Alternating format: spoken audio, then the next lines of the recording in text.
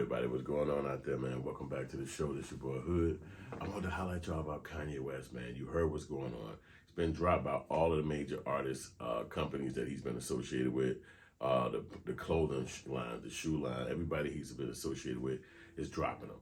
And so I kind of want to know what y'all think about that. Let me know in the comment section if you think that's cool, if you think it's bad, if you think Kanye deserve it, if you think he's mental and probably just need to go to a doctor and get some help. Because who would want to crash and burn $1 billion brand or $1 billion company? Seems a little crazy. It seems a little off-putting. And we don't want to see somebody go down hurting somebody else when we could have stepped in and fixed it. And you know, what I like to notice is that look how all these companies come together to crash and stop somebody or come against somebody over words. And if you think about it, the words that's being said in the music, kill a nigga, shoots. Nobody gets upset about that. Nobody's upset. That can say that all day long in music, but you can't mention the word Jew. You can't mention the word Jewish without being taken down, without being cut off. And it's almost like they should say that in the beginning of the contracts. Like, hey, you know what? If you say something against us, me and everybody else who I'm associated with is not going to mess with you no more. And since they didn't say that to Kanye West, it almost seemed like he should be able to sue them. Because how the heck y'all just gonna drop me over me saying some words in a country where there is freedom of speech? So it seems crazy. So you got Chase Bank, told him to beat it. CAA, which is like an artist agency, all of the major artists want to be signed to that company. Obviously, they must be Jewish as well. Cut them. You got Balenciaga. You got M. Wintour, which is the lady who does all those fashion shows up there in wherever the hell they do it, France, wherever. My whole point about it is that none of these people got his back. And if you have seen the news, in the history of the news, when a white person come out and say nigger or the N-word or whatever, all these black people come out and be like, hey, he didn't mean it. I know him personally. He's a nice guy. This was a bad day. Why is this happening to him? Calm down. Everybody give him a second chance. I know him personally. Where is that happening for black people? I remember when Michael Richards screamed some negative stuff to some people in the audience at a comedy show. He is Jewish. And all these negative words he said to these comedians, he had a breakdown on stage a few years back. All these black people came out saying, hey, we sorry that he did this. He's sorry he did this. I got his back. We're going to stand with him. Okay, where in the hell is all this for Kanye West? Where is the Jewish people in Kanye that know he's a good person, that know he might be going through some mental stuff, that know he don't mean it in a way of hurting or degrading a Jewish person, but he just might mean it in this way or might mean it in that way? He's literally an island sitting out there by himself with no support. And that ought to show those black people who feel like it's so important to go stand behind some white person who they might eagerly and happen to be having a good relationship with, but you see it's not passed around. That same thing is not pushed towards somebody in our culture. Kanye West is a beacon in the black culture, whether we like it or not. The guy has been successful for 20 years in the music industry, been making a lot of noise, been doing a lot of things, cutting through doors and opening up windows and getting through them. At the end of the day, he's still by himself. He don't have nobody to rock with him. He's not like he didn't build a team of billionaires or a team of millionaires. And when you see the other communities, that's what they do. They build up other people in their community so that you come against them. Well, hey, I already set that guy with a business, and we set that person with a manufacturing company, and that person over there work at this thing. And so you can come at me, all these people are in play, so we can all come up against you because that's how it is. It's a team effort. But in our thing, it's so much of an island. In the black culture, it's so much of an island where one man or one guy is successful. And Kanye was speaking on some of this stuff on the Drink Champs and other interviews, but he still got the issue where he's bent out of shape about stuff that he can't control. For instance, these contracts. I want to be out of these contracts, but you didn't have to sign them. And if you sign them in the form of desperation, in a time of desperation, that's exactly what the person on the opposite side of the contract was hoping for. So you can't use that as a leveraging point to say, hey, get me out of here. I was going through dire straits. Well, that's exactly why I wanted you to sign. Because why would I want somebody who's not going through dire straits? So that don't make sense. So even speaking on the behalf of other black people, hey, all of us got bad contracts. None of us have got good contracts. And the people who doing it is this one sect of people. If you've seen any movie, they've always connected Jewish people with black people, especially when it comes to business. I remember watching a Ma Rainey movie or something like that. And they had Viola Davis playing a character when she was a singer, but the two people that she had to sing for in a record studio was Jewish people. And they were the people who was going to own the songs in the future, like they probably still own it today, and it's passed down in their family. So it's just a thing, and that was probably in the 30s or 20s or 40s, something like that, back in the day. So my point about it is that that's how it's been going. So especially when you succeeding and you make it to that level, and then you go into those meetings, nobody forced you to go to those meetings. Nobody put a string around your neck and say you have to be here at 8 a.m. to go meet with this guy who could possibly sign you a contract to get you out the streets.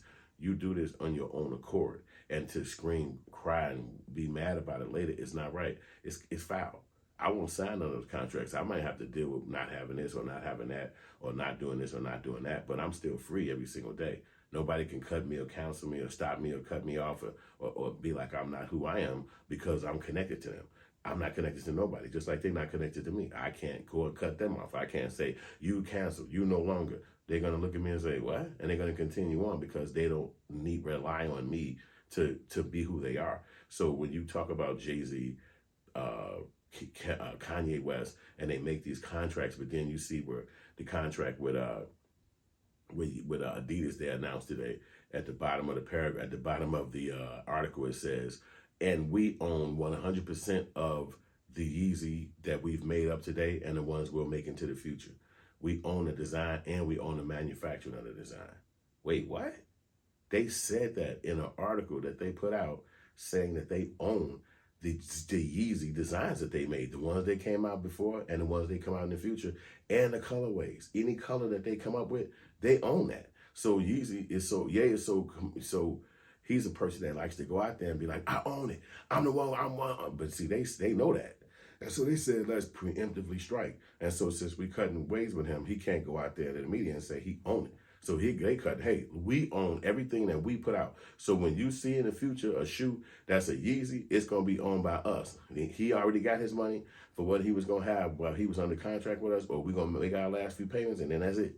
Now, everything else you see coming from us come through us. And you know ain't nothing but lawyers did that. Nothing but lawyers did that because he has a trademark. He might own a trademark for Yeezy. He might not. But my point about it is that whoever owns it, they're going to get that future money. And if it is him, good for him. And if it's not him, then it might be him because he said he owned 95% of it and he gave 5% ownership to his wife, which is a girl, Kim Kardashian, even though they're not even together. So you see, he first got counseled by his family and then he went on to go get counseled by all his business dealings. Is he trying to do that? Is this something that he is not trying to stop? Is he trying to block himself so he can't be making it outside of the situation he's in currently? Is this self-destruction? Y'all gotta let me know in the comment section what you think. Is Kanye on his last leg? Is he self-destructing? Is he gonna be all right? Is he not? I really don't know. You know what I'm saying? I don't know him personally enough. I met him a few times and I told somebody that I'm probably the first person Kanye ever said I'm sorry to, because when we was at some event, he kind of blew me off when I was about to shake his hand, but I didn't know him from my first time meeting him. It's like 2002, 2003. The guy who took me to meet him got angry. He was like, man, I brought you up here to meet him, Hood, and he disrespected you, man. I should fuck him up, man. Come on. He said, let's stand by his dressing room, because he went inside the dressing room. And we both stood by the door, the doorway of the dressing room. And I'm sitting there thinking, like, you really gonna whoop this nigga ass over some shit like that? He like, yeah, nigga, fuck that. I don't like it. So I'm like, okay. We standing there. Maybe a few minutes later, Kanye West walked out the door. He see us and he walked right over to us and said, hey, man, I'm sorry, man. What's your name again? And shook my hand and then shook my other buddy's hand. And then that was it. That knocked all the situation away. And then we went on with our life. This is like 2003. Now you come back into today's times and you see how he has as a personality. And I said, damn, he really don't apologize to nobody when he go out there and do his thing. He's apologized more now in his future life. But you can see where I was coming from. Being a young guy, seeing him operate the way he did, I didn't know that he would be as successful as he was. And I'm glad that somebody from Chicago made it to that level. But I believe that you should not be in contract with people that's not your own people. You shouldn't be in these dealings. You shouldn't be in all these dealings with somebody get the alpha, get the lion's share of the deal. You get a small portion. I think about the musicians and the artists from my era that I liked and I paid attention to and I wanted to be like as a young man. They ain't nowhere today. You can't hear their music. It's not like playing nowhere. It's not like around. Even when I pull it up on a platforms, you have to try to remember every single artist from those time frames because the radio stations don't play them. Nowhere you can go and just hear them played. So, and they're not around performing or even in the media like that because of how they cut them off and get them out of the media so fast. So it's like, damn, what happened to the guy who I fuck with? Like, I used to rock with dude. Like, that's my boy right there. Gone. Can't find him. Now they just keep washing people away in the music industry and in these industries one by one. And he transitioned to the fashion industry, which has nothing to do with music. So he was able to get some kind of thing out there. He got his products out there. He was moving in the right direction. But these corporations, they are already established. They are already standing strong. So they don't need you. They can make it without you. They already have an established people that's going to come keep them rich. So you can't come there and change what they got going, make them deviate, make them change up who they are. It don't work like that. You have to build your own thing. And that's what I did over here at Hoodfilms. Thank y'all for watching. Thank you for subscribing. Go listen to my music. It's at Yusef 2 times on all platforms. It's my first song. It's called Wiggle It. It's rocking out crazy. You're going to love it. You will be dancing in the kitchen. I promise you. Holla at your boy later. This your boy. I'm signing off.